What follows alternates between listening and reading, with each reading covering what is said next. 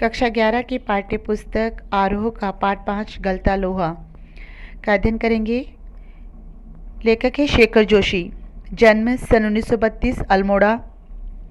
प्रमुख रचनाएं कोशी का घटवार, 7 के लोग, दाजू, हलवा, नौरंगी बीमार है, एक पेड़ की याद। सम्मान, पहल सम्मान। पिछली सदी का 6वां दशक हिंदी कहानी के लिए युगांतकारी समय था। एक साथ कई युवा कहानीकारों ने अब तक चली आती कहानियों के रंग ढंग से अलग तरह की कहानियां लिखने शुरू की और देखते देखते कहानी की विधा साहित्य जगत के केंद्र में आ खड़ी हुई। उस पुनरुत्थान को नाम दिया गया नई कहानी आंदोलन। इस आंदोलन के बीच उभरी हुई प्रतिभाओं में शेखर जोशी का स्थान अन्यतम है। उनकी कहानियां नई कहानी आंदोलन के प्रगतिशील पक्ष का प्रतिनिधित्व करती है। समाज का मेहनत कक्ष और सुविधाहीन तबका उनकी कहानियों में जगह पाता है। निहायत सहज एवं आडंबरहीन भाषा शैली में वे सामाजिक यथार्थ के बारीक नुक्तों को पकड़ते और प्रस्तुत करते हैं।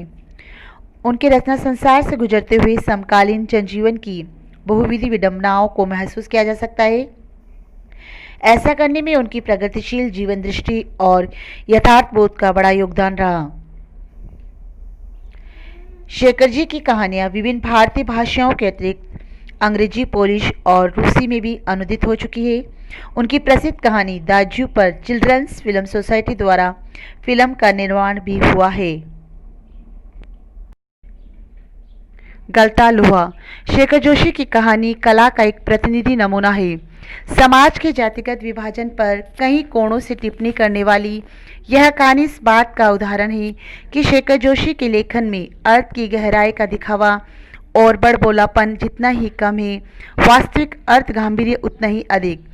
लेखक की किसी मुखर टिप्पणी के बगैर ही पूरे पाठ से गुजरते हुए हम ये देख पाते हैं कि एक मेधावी किंतु निर्धन ब्राह्मण युवक मोहन किन परिस्थितियों के चलते उस मनोदशा तक पहुंचता है जहां उसके लिए जातीय अभिमान बेईमानी हो जाता है। सामाजिक विधि निषेधों को ताक पर रखकर वे धनराम लोहार के ऑफर पर बैठता ही नहीं, उसके काम में भी अपनी कुशलता दिखाता है। मोहन का व्यक्तित्व जातिगत आधार पर निर्मित झूठे भाईचारे की जगह मेहनत कशों के सच्चे भाईचारे की प्रस्तावना करता प्रतीत होता है, मानो लोहा गलकर एक नया आकार ले रहा हो। गलता लोहा। मोहन के पैर अनायास ही शिल्पकार टोली की ओर मुड़ गए। उसके मन के किसी कोने में शायद धनराम लोहार के ऑफर की वह अनुगुण शेष थी। ऑफर का अर्थ होता है जहां लोहार काम करते हैं, जिसे वे पिछले 3-4 दिनों से दुकान की ओर जाते हुए दूर से सुनता रहा था। निहाई पर रखे लाल गरम लोहे पर पड़ती हथौड़े की धप धप आवाज, ठंडे लोहे पर लगती चोट से उठता ठनकता स्वर और निशाना साधने से पहले खाली निहाई पर पड़ती हथौड़े की खनक, जिन्हें वे दूर से ही पहचान सकता था। लंबे बेट वाले हंसुए को लेकर वह घर से इस उद्देश्य से निकला था कि अपने खेतों के किनारे उग आए कांटेदार झाड़ियों को काट छाट कर साफ कर आएगा। मोहन घर से हंसिया लेकर इस उद्देश्य से निकलता है कि जो खेत में कांटेदार झाड़ियाँ आए उसको काट कर खेत को साफ कर देगा।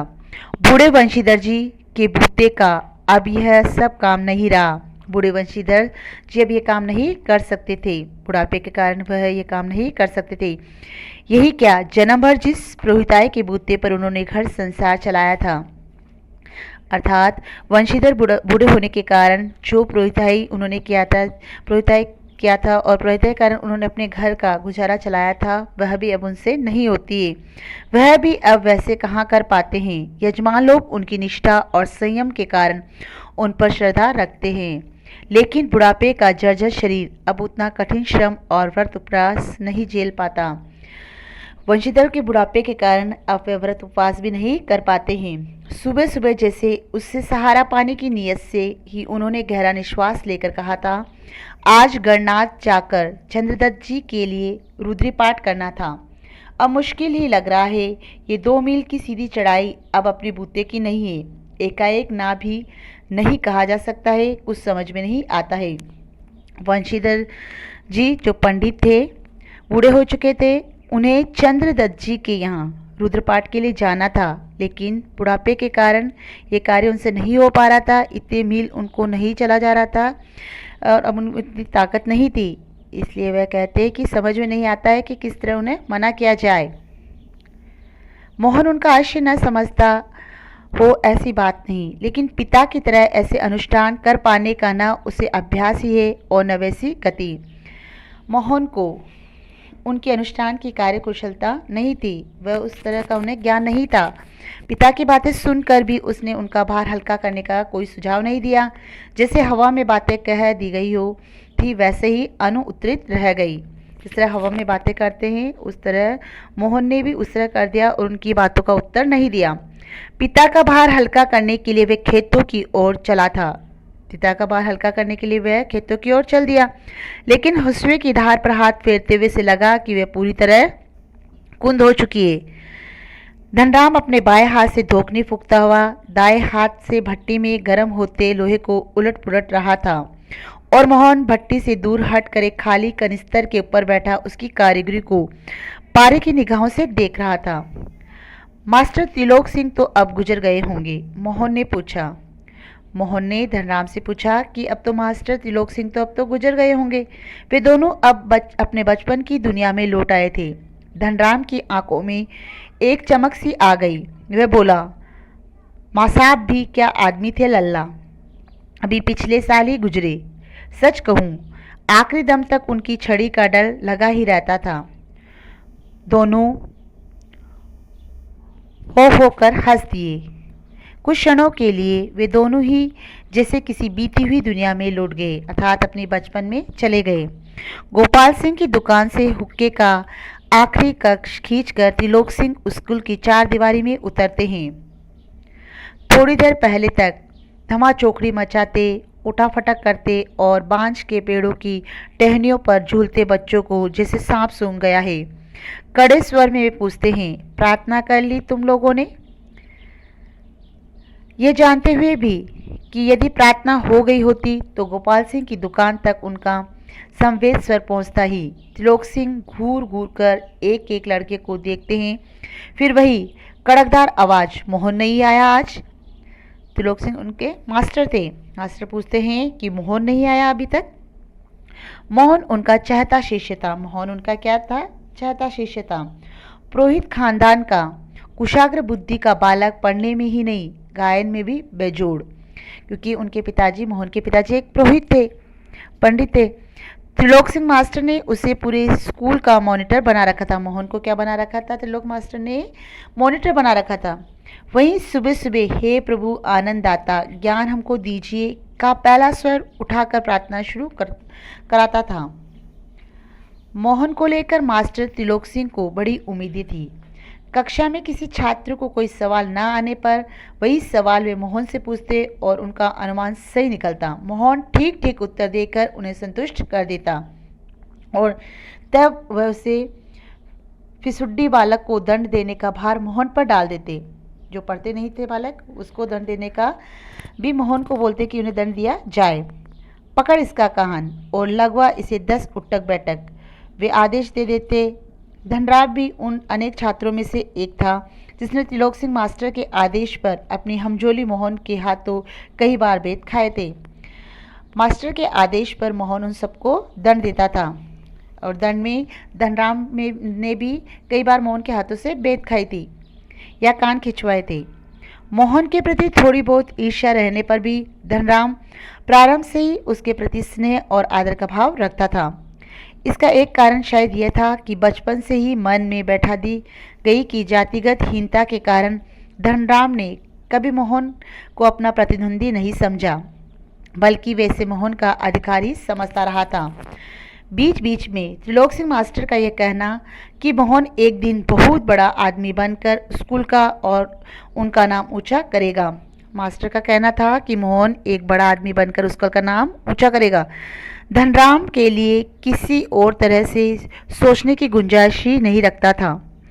और धनराम वह गांव के दूसरे खेतीहर या मजदूर परिवार के लड़कों की तरह किसी प्रकार तीसरे दर्जे तक ही स्कूल का मुंह देख पाया था। त्रिलोक सिंह मास्टर कभी कभार ही उस पर विशेष ध्यान देते थे। धनराम पर तो कभी कभार ही उस पर ध्यान देते थे। एक दिन अचानक ही उन्होंने पूछ लिया था, धनवा तेरा का पहाड़ सुना? तो धनराम को बोलते हैं कि धनवा तेरा का पहाड़ा तो सुना। 12 तक का पहाड़ा तो उसने किसी तरह याद कर लिया था, लेकिन 13 का ही पहाड़ा उसके लिए पहाड़ हो गया था। 13 का पहाड़ा धनराम के लिए एक पहाड़ जैसा हो गया था। तेरे एकम तेरे, तेरे दूनी 24, सटाक एक संटी उसकी पिंडलियों पर माँ साहब ने लगाई थी, वह टूट गई। गुस्से में उन्हें आदेश दिया, जा नाले से एक अच्छी मजबूत संटी तोड़ कर ला, फिर तुझे तेरा का पहाड़ा याद कराता हूँ। त्रिलोक सिंह मास्टर का यह सामान्य नियम था। सजा पाने वाले को ही अपने लिए हथियार भी जुटाना होता था, और जाहिर है बलि का बकरा अपने से अधिक मास्टर के संतोष को ध्यान में रखकर टहनी का चुनाव कैसे करता है, जैसे वे अपने लिए नहीं बल्कि किसी दूसरे को दंडित करने के लिए हथियार का चुनाव कर रहा हो। अर्थात त्रिलोक सिंह मास्टर जिसको सजा मिलती थी उसी को ही टहनी डालने के लिए बोलते थे। धनराम की मंद बुद्धि रही हो या मन में बैठा हुआ डर कि पूरे दिन गोटा लगाने पर भी उसे 13 का पहाड़ा याद नहीं हो पाया था। छुट्टी के समय जब माँ साहब ने उससे दोबारा पहाड़ा सुनाने को कहा तो तीसरी सीढ़ी तक पहुँचते पहुँचते वह फिर लड़खड़ा गया था। लेकिन इस बार मास्टर त्रिलोक सिंह ने उसके लाए हुए बेत का उपयोग करने के बजाय जबान की चाबुक लगा दी थी। तेरे दिमाग में तो लोहा भरा है रे, विद्या का ताप कहाँ लगेगा इसमें।